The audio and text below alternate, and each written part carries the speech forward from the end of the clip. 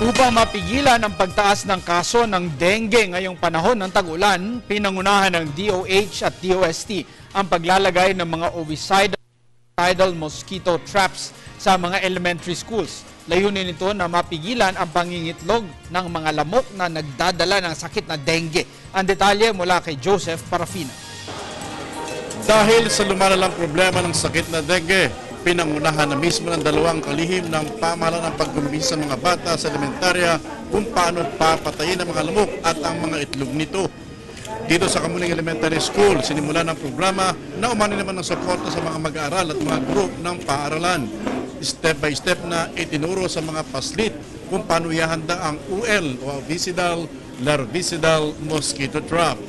The vector reduction campaign o program doon sa mga lugar na dumadami ang lamok.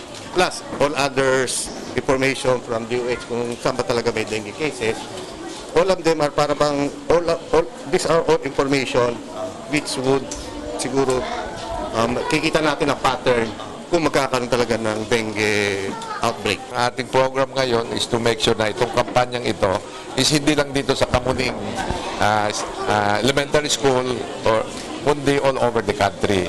And of course, ipapaalam natin to every school, hopefully na monitor nila ang dami nitong mga lamok or ang dami ng mga batang nagkakasakit.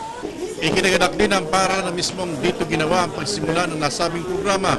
Para sa kanila, malaking tulong ang maidudulot nito sa murang kamalayan ng mga estudyante.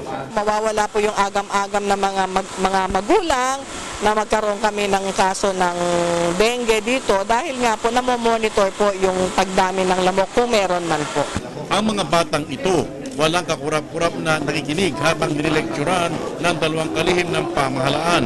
Mus-mus pa man sila may tuturing na ikikintal naman sa kanilang kaisipan na sila man ay bahagi na kung paano masasawata ang lumalalang problema ng dengue sa bansa kung kaya't kinakailangan na rin silang umaksyon.